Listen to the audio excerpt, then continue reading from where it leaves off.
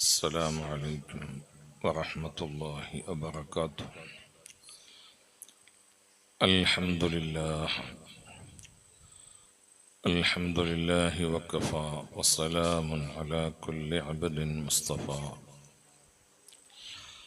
اللهم صل على سيدنا محمد وعلى آل وأصحاب سيدنا ومولانا محمد. أعوذ بالله من الشيطان الرجيم. بسم الله الرحمن الرحيم.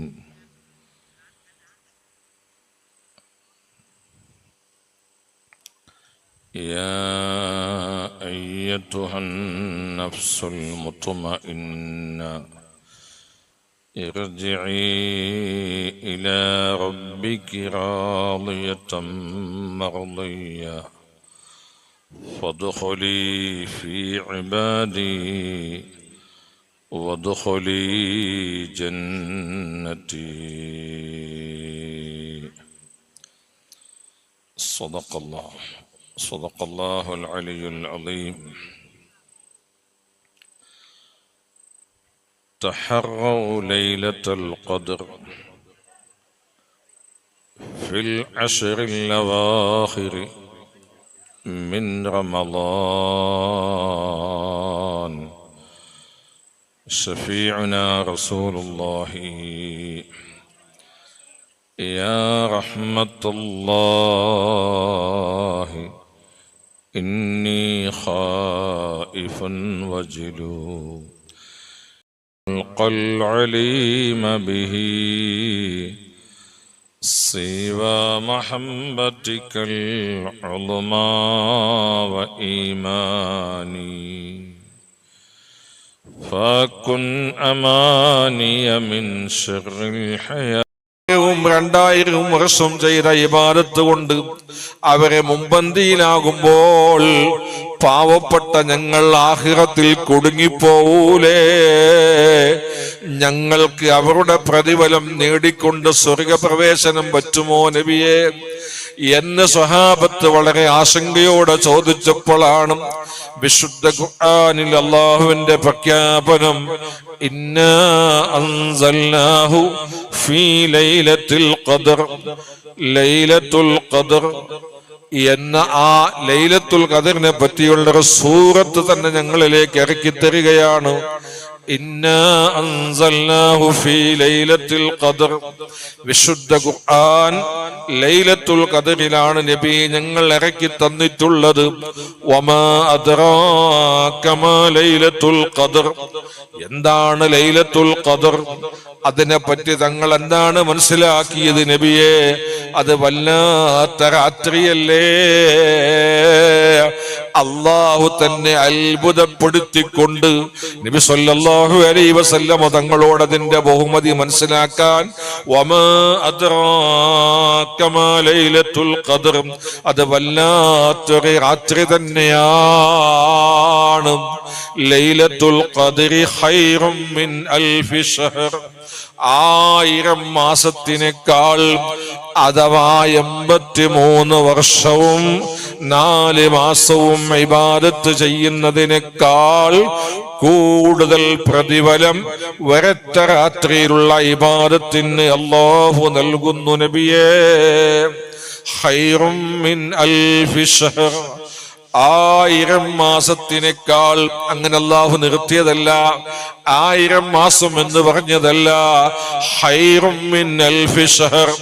1000 മാസത്തിനേക്കാളും ഖൈറാണ് ഒറ്റ രാത്രി, അഥവാ 83 വർഷവും 4 മാസവും ഇബാദത്ത് ചെയ്യുന്ന ഡിഗ്രിയേക്കാൾ കൂടുതൽ ഒറ്റ രാത്രിയുടെ അമലിന്, അന്നത്തെ ഒറ്റ രാത്രിയുടെ നിസ്കാരത്തിന് 83 വർഷം ചെല്ലാനും നിസ്കരിച്ചതിനേക്കാൾ പവർ കൂടുതലാണ്. അന്നത്തെ രാത്രിയിലുള്ള ഇൽമ് പഠിക്കുന്നതിന് 83 വർഷം ചെല്ലാനും പഠിക്കുന്നതിനേക്കാൾ പവർ കൂടുതലാണ്. അങ്ങനെയാണ് വിശുദ്ധ ഖുർആൻ, അങ്ങനെയാണ് അന്നത്തെ തൗബ, അങ്ങനെയാണ് അന്നത്തെ ദിക്റുകളും ദുആകളും ദുആകളും സ്വലാത്തുകളും. ഓ എന്റെ സഹോദരങ്ങളെ, ഇനി നിങ്ങൾക്ക് കേൾക്കണോ? ഹദീസിന്റെ കിതാബുകൾ പരിശോധിച്ചാൽ കാണാം, റമളാനിൽ മാത്രമല്ല സ്വഹാബത്തിന്റെ കൂട്ടത്തിൽ 12 മാസവും ലൈലത്തുൽ ഖദറിന് വേണ്ടി തയ്യാറെടുപ്പ് നടത്തിയവരുണ്ട്. വർഷം മുഴുവനും അവരുടെ ചിന്ത ലൈലത്തുൽ ഖദറായിരുന്നു കേട്ടോ. റമളാൻ മാത്രമല്ല, റമളാനിലാണെന്ന് അവർക്ക് അറിയാം, പക്ഷേ അതിന്റെ തയ്യാറെടുപ്പ് എല്ലാ ദിവസവുമാണ്. അങ്ങനെ അതിന് വേണ്ടി അധ്വാനിച്ചവരും ഉണ്ട്. സഹോദരങ്ങളെ, ഒറ്റ രാത്രി മാത്രമല്ലേ അത് വർഷത്തില്, അതും റമളാനിലല്ലേ. കൂടുതൽ പ്രതീക്ഷ അവസാനത്തെ 10-ലല്ലേ, അതിലും കൂടുതൽ ഒറ്റ രാത്രികളിലല്ലേ. ഗാഫിലീങ്ങളായി പോകരുത് കേട്ടോ, നഷ്ടപ്പെട്ടവരായി പോകരുത് കേട്ടോ. അർഹമുർ റഹീമായ റബ്ബ് സുബ്ഹാനഹു വ തആല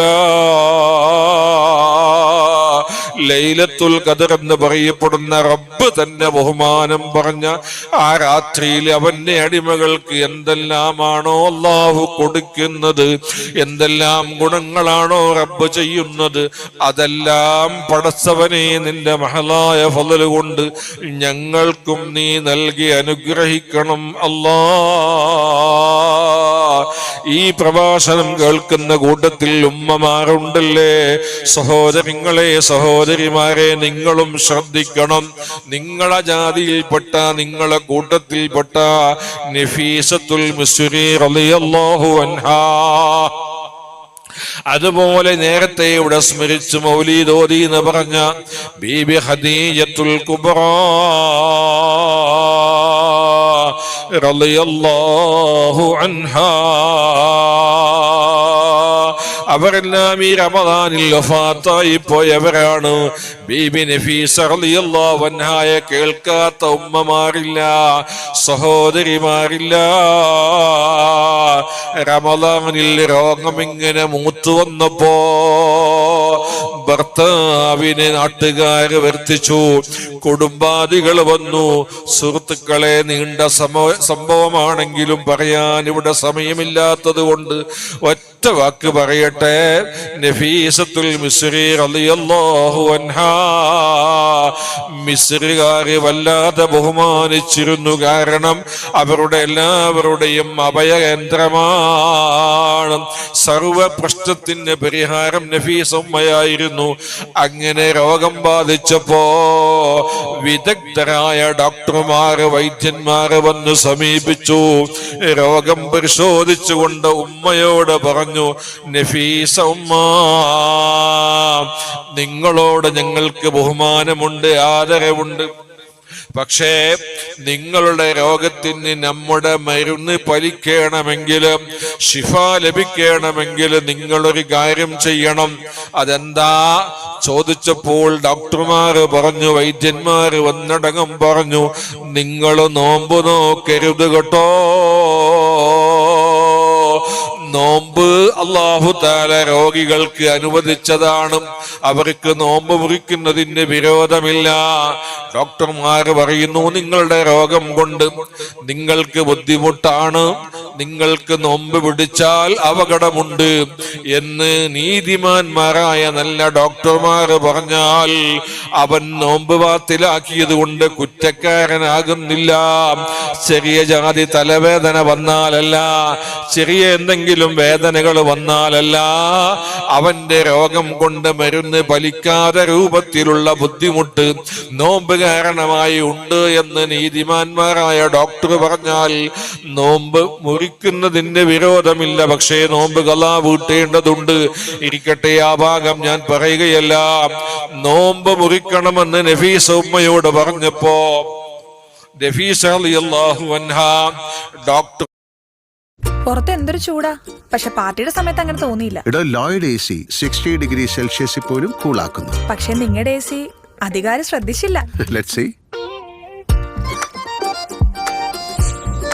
തന്റെ ബിരിയാണിയിലേക്ക് ആരും നോക്കുന്ന പോലും